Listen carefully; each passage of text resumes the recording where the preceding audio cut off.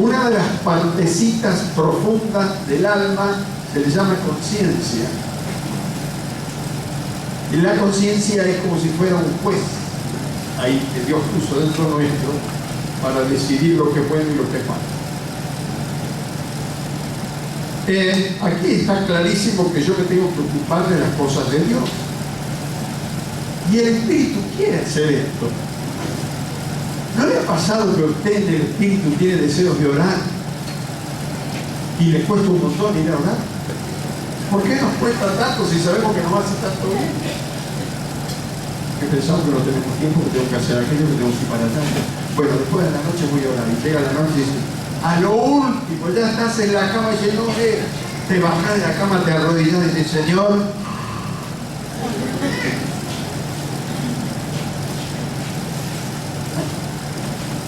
lo dejamos ahí.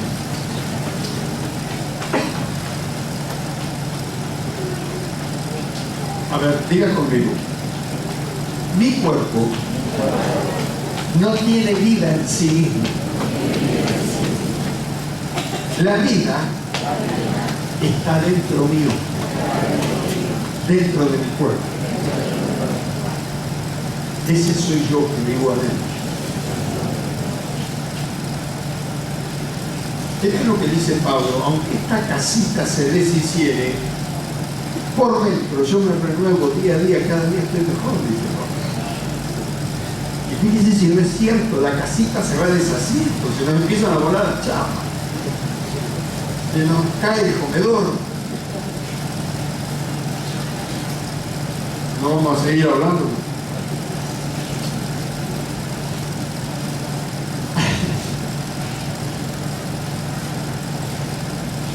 ¿Cuál es su casa?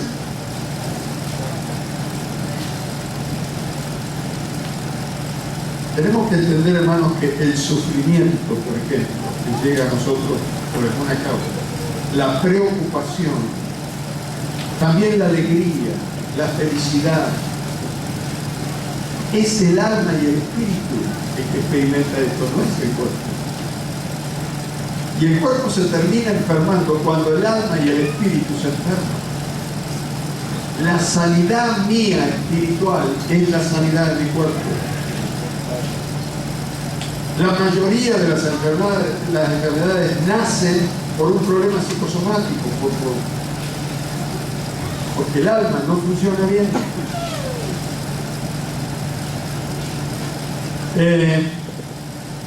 El alimento natural que nosotros comemos diariamente es para el cuerpo. No crea usted que cuando usted está con la depre, como así dicen los porteños, ¡ay, ando con la depre! Sí, yo sé lo que tengo que hacer, me voy a comer un regio manjar y después me voy a dormir. Esto no lo va a recuperar de la depre.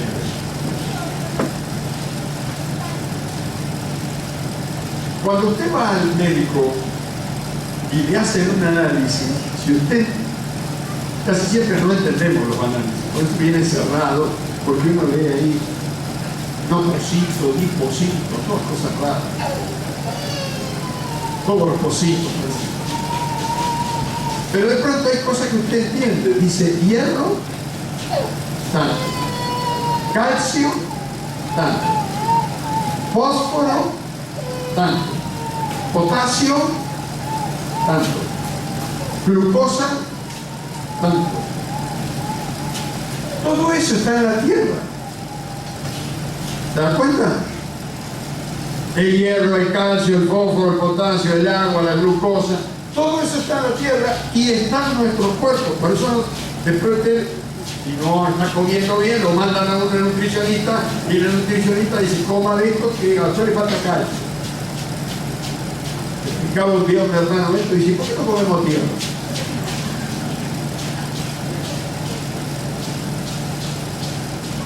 Esto quiere decir que cuando nosotros pensamos en ir a la mesa a comer, que es necesario, tenemos que, mientras estamos en el cuerpo, tenemos que vivir, tenemos que comer.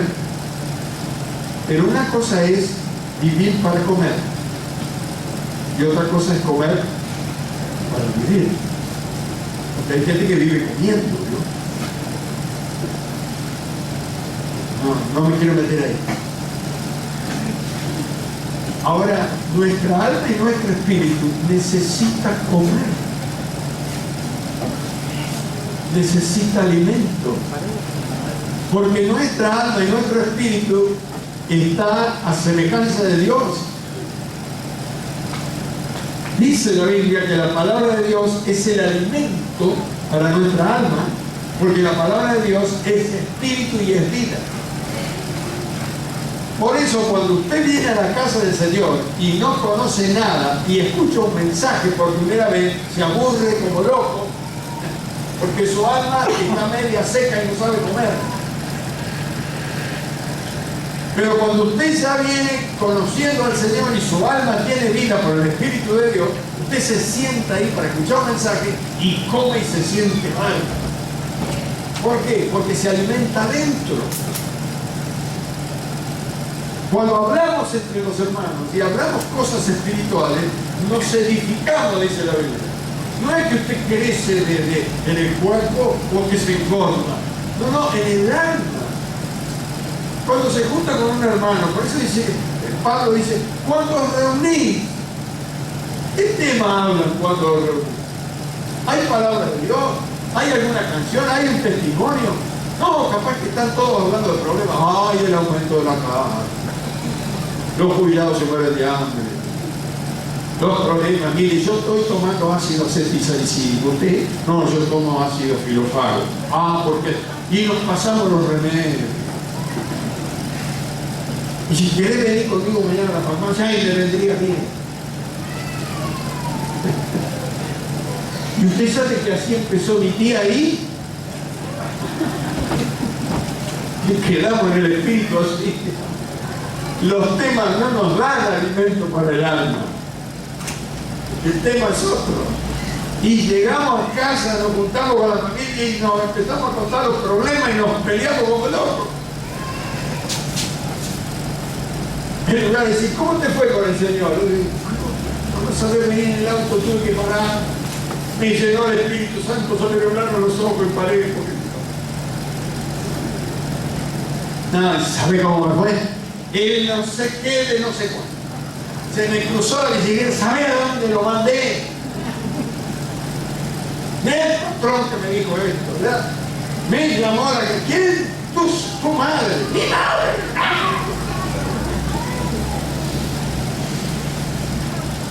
Temas de la tierra no tienen nada que ver con el espíritu. Ahora, mire qué sencillo, hermano. ¿Por qué, si sabemos que nuestra vida es espiritual, por qué estamos tan preocupados de las cosas de esta vida y de nuestra carne? Si sabemos que esa no es la vida. Y estoy hablando de un pueblo creciente. El mundano, por supuesto, busca las cosas del mundo porque se le terminó el mundo y se murió y por el caso se terminó la rabia. Pero nosotros sabemos que no moriremos jamás, que tenemos vida eterna. No tenemos que preocuparnos por las cosas de este mundo. Sea sabio, así vive muchos años más. Se va a envejecer antes del tiempo. Estamos viviendo realmente engañados. Dice el pastor, ¿y quién nos engañó? ¿No sabe todavía quién nos engañó? Nos entramos en una desesperación que viene un pensamiento, no me va a alcanzar la suerte, voy a trabajar 8 horas más. Y comenzamos a dejar las cosas del Señor. Ya no leo la Biblia porque no tengo tiempo. Antes podía orar, pero ahora me puse en un trabajo más y voy a hacer hay que hacer un sacrificio. Si uno quiere vivir mejor, hay que hacer un sacrificio. Esto no lo dice la Biblia. La Biblia dice buscar primeramente el reino de Dios y su justicia y todo lo demás. Todo. ¿Cuánto es todo? Vendrá con añadidura. Ay, Señor, mire, cuando nos vayamos de acá no nos vamos a llevar nada. Ni el cuerpo nos vamos a llevar. A ver, la casita se queda acá. Hace poco un hermano me decía, hablábamos de esto, y me dice, entonces, hermano, ¿para qué Dios nos hizo vivir y nos trajo a la tierra? ¿Cómo le explico? Y el Espíritu Santo me trajo un texto que no me acordaba bien dónde estaba, lo tuve que buscar, que está en Malaquías. En Malaquías dice que él deseaba tener una familia en la eternidad. Buscó tener una descendencia. Es decir, que Dios está planeando para la eternidad que nosotros tengamos hijos y que nos multipliquemos espiritualmente, es que Dios está armando la familia para la eternidad. No, acá no le interesa a Dios esto, ya está. Él quiere comenzar cosas nuevas con los que creen en Él. Y el deseo de Él como buen padre es armar una familia. Ahora, diga conmigo, lo que tengo de Dios volverá a Dios. Nosotros vinimos del cielo, papá y mamá nos fabricaron la casita, pero los médicos, la medicina no puede detectar en qué defecto se produce la vida. Y la vida se produce cuando Dios la da, porque Él es vida. Venimos de Él, venimos en forma espiritual de Él. Y vamos a volver a Él en cuerpo espiritual, no físico. El cuerpo físico se va a quedar acá. Con esto no quiero decir que no tenemos que desatender el físico, no, tenemos que cuidar porque es la casita que Dios nos dio. Pero no nos tenemos que desesperar tampoco, hermano. Cuando Cristo vuelva, que nos venga a buscar, o si antes que nos venga a buscar nos toca salir del cuerpo, porque hay personas creyentes que están saliendo del cuerpo y están yendo ya, todavía Cristo no volvió. ¿Qué nos va a preguntar Jesús? Nos va a preguntar, ¿cuántas empresas tenés? ¿Ese coche tenés? ¿Ahorraste algunos dólares? ¿Me va a preguntar eso? ¿Qué tal? ¿Qué comías? ¿Comiste bien mientras estabas allá en el pueblo? ¿Dónde vivías?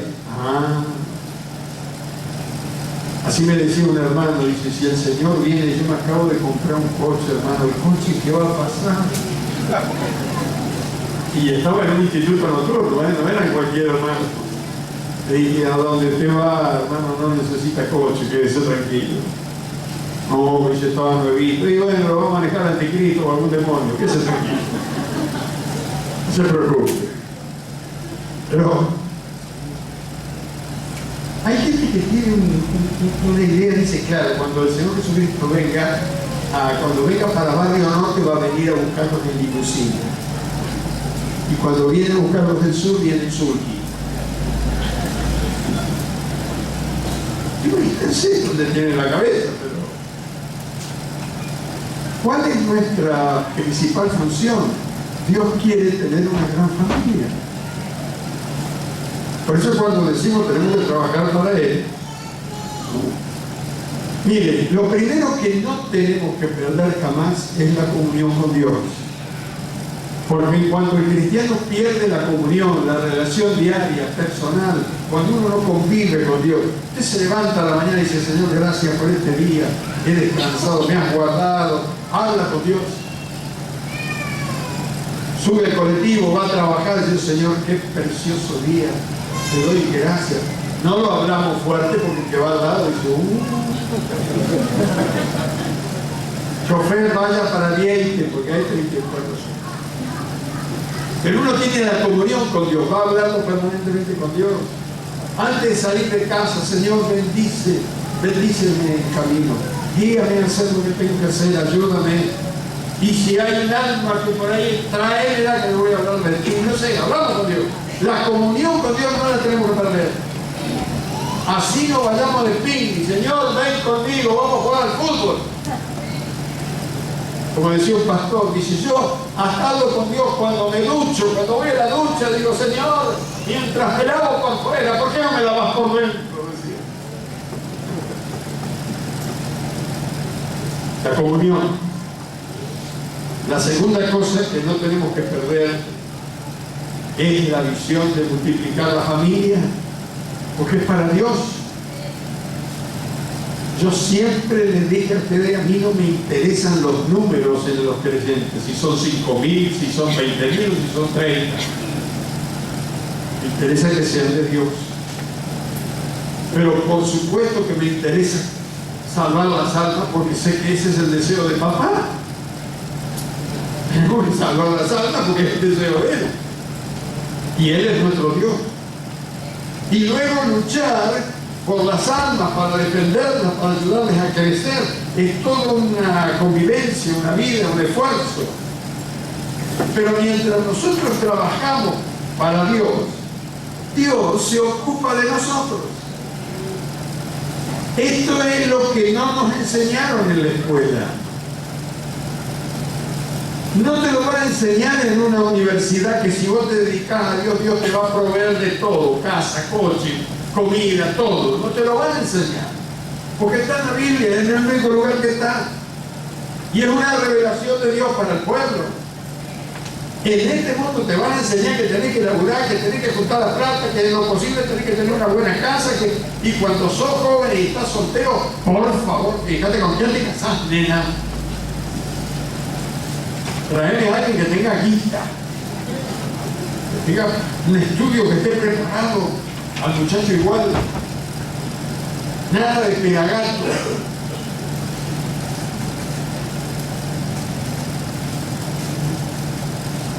Que Dios nos ayude.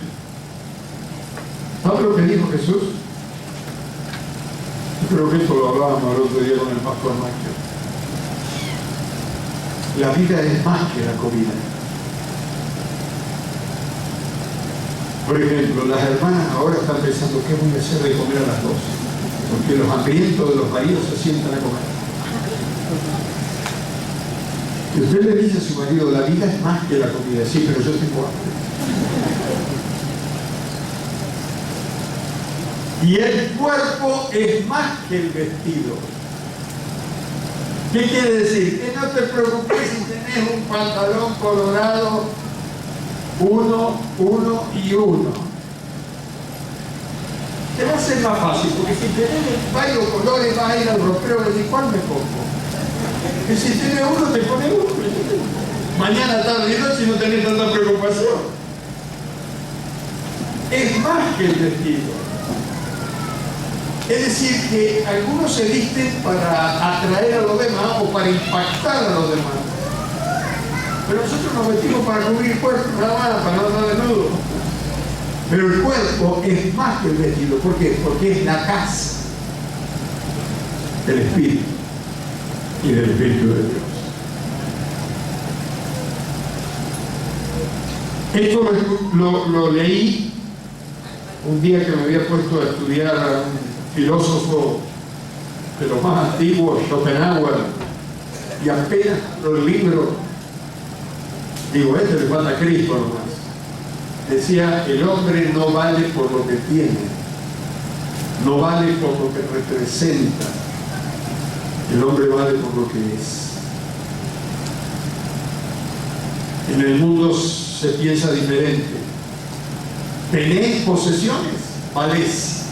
Tenés cierto valor. ¿No tenés posesiones? Sos un pobre tipo, una pobre tipa. Lo que representa, fíjate, no, ya. Ingeniero, abogado, intendente municipal, no sé, todos los títulos que usted quiera poner. Lo que representa. Cuando lleguemos al cielo nos van a tomar el pulso, dijo un pastor. No te van a preguntar cuál era el título que tenías. Te van a tomar el pulso. ¿Tenés la vida? Pasar. No tenés la vida, por la otra puerta. Y no te va a gustar porque está recalentón tal puerta. Exacto. Quiero terminar con esto porque me faltan 5 minutos. Cuando uno conoce a Dios, se conoce a sí mismo. Pero mientras uno no conoce a Dios, ni siquiera se conoce a sí mismo, porque está perdido. Hay un pasaje en la Escritura que yo lo he usado para predicar en otras ocasiones, ahora me vino a la mente. Está en el Evangelio de San Juan, cuando Dios sana a un ciego.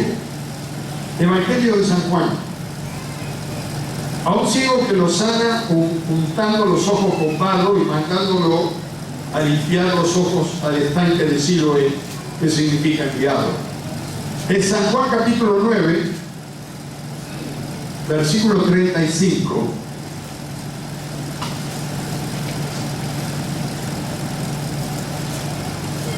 al 39. Ya había recuperado la vista porque se fue a lavar al estanque de Siloé. Cuando volvió viendo, pero ya no estaba Jesús. Entonces Jesús oyó que lo habían llevado ante el concilio, le habían dado con todo porque no podían creer que nació ciego y que ahora estaba viendo. Y entonces vino Jesús a hablar con él, y en el versículo 35 dice: oyó Jesús que le habían expulsado, y hallándole le dijo: ¿crees tú en el Hijo de Dios? Y mire lo que responde el que era ciego. Respondió él y dijo: ¿quién es, Señor, para que crea en él? Lo había sanado, había recibido sanidad, había recibido liberación, pero no le conocía. Dice: ¿quién es, Señor? Por favor, decime quién es, para que pueda creer. Le dijo Jesús: pues le has visto, y el que habla contigo, él es. Y él dijo: creo, Señor, y le adoró. Dijo Jesús: para juicio he venido yo a este mundo, para que los que no ven vean, y los que ven y que dicen que ven sean cegados. Saben, hermanos, que hay muchísimas personas que han pasado por la iglesia y algunas están dentro de la iglesia y no conocen a Jesús. Saben que Cristo sana, que Cristo salva, que Cristo liberta, que Cristo provee, que Cristo... Saben todo lo que hace Cristo, pero no lo conocen personalmente. Les pasa como este ciego. Recibieron sanidad. Hay muchos que vinieron aquí a otras iglesias, recibieron sanidad y se fueron y no volvieron nunca más. ¿Por qué? Porque no conocieron a Jesús. Conocieron el poder de Dios que tocó su vida, su cuerpo, su parte humana, la casita le sanó y se fueron. Entonces, yo creo que esta es nuestra función: abrirle los ojos a los ciegos que ven, que son ciegos espirituales. Tratar de hacerles ver que son almas, no cuerpos. Que estén donde estén, ellos tienen su casa, su vida, porque va con ellos, somos como el caracol. Pero estamos en esta casa que no la compramos. Estamos en esta casa y ni siquiera la alquilamos. Pero un día nos va a desalojar Dios de acá.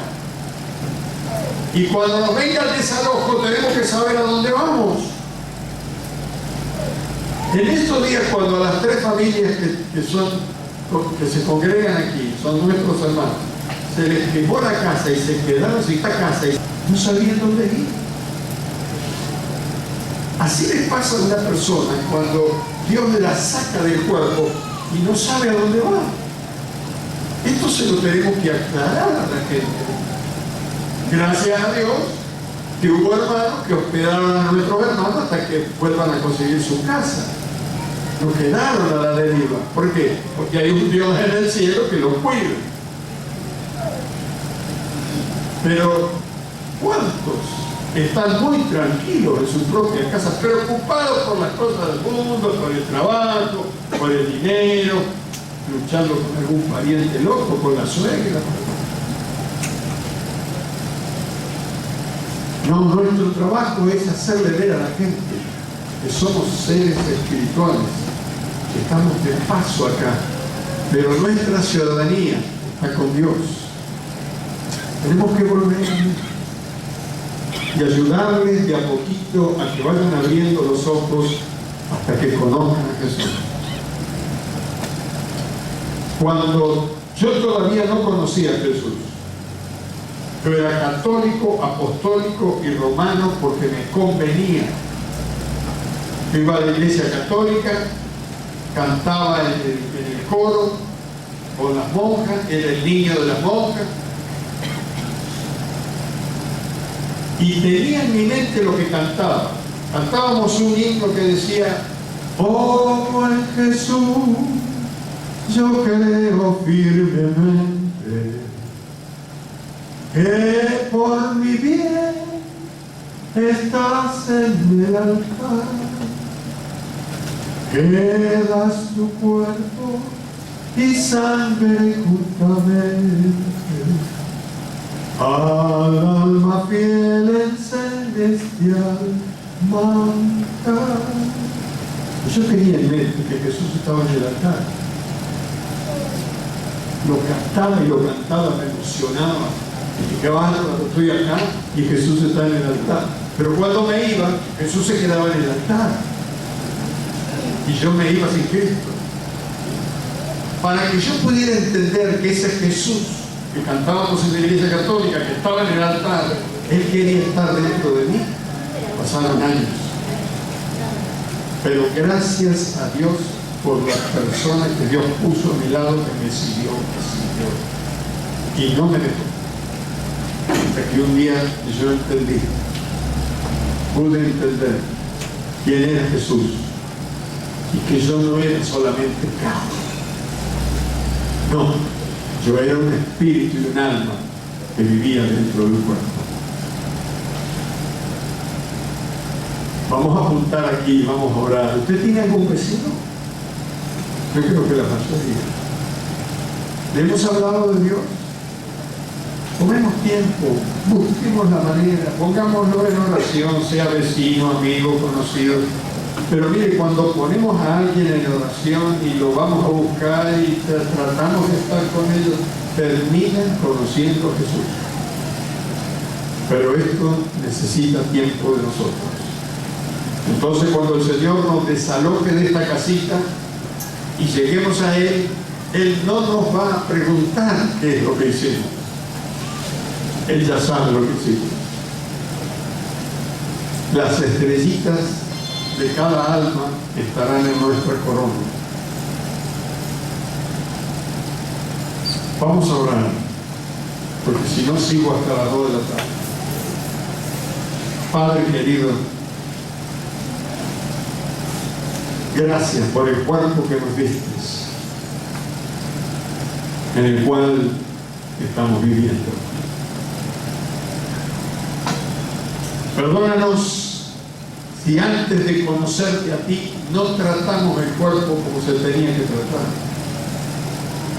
Y hoy tenemos algunas secuelas.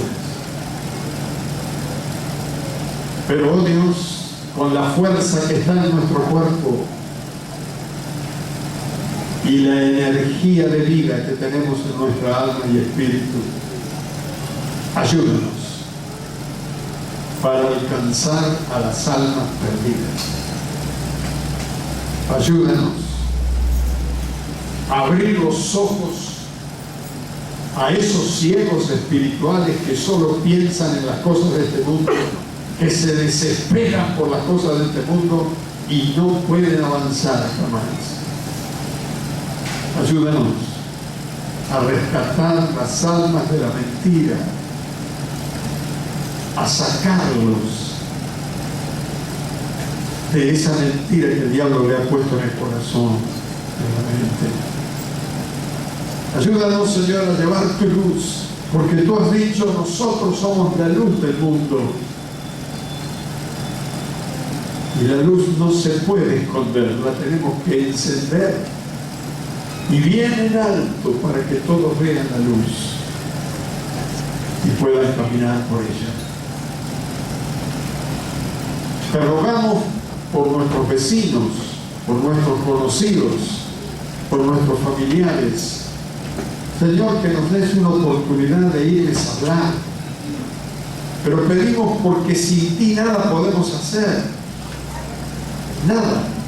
Necesitamos que el poder de tu Espíritu Santo esté trabajando en ellos, convenciéndolos de pecado, de justicia y de juicio.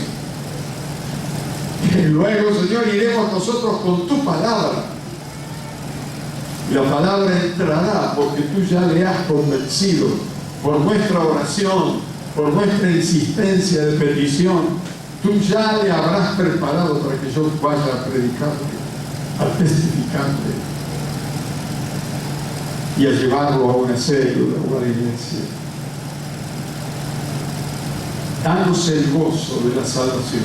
Este es el gozo cuando salvamos almas. Este es el gozo. Derrama sobre nuestra iglesia espíritu de salvación y de gozo, Señor, para que podamos hacer lo que tú quieres que hagamos.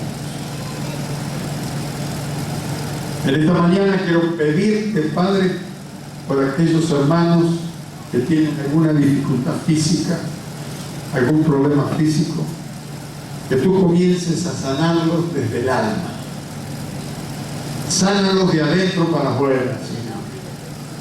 Y luego toda enfermedad se irá. Sana su alma, sana su mente, sana su espíritu, y luego el cuerpo será sanado por el poder de tu Espíritu Santo. Libértalos, Señor. Libértalos. Normaliza esos cuerpos por el amor eterno de Jesucristo, quien llevó nuestros dolores y nuestras enfermedades, y que por sus llagas fuimos nosotros curados.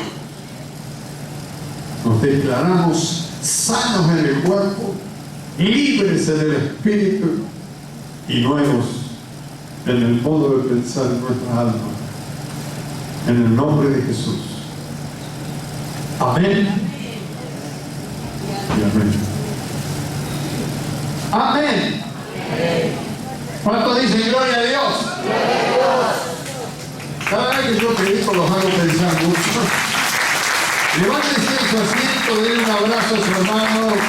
No le cuente problemas, por el amor de Dios, ya debe tener bastante en casa. Cuéntele una bendición.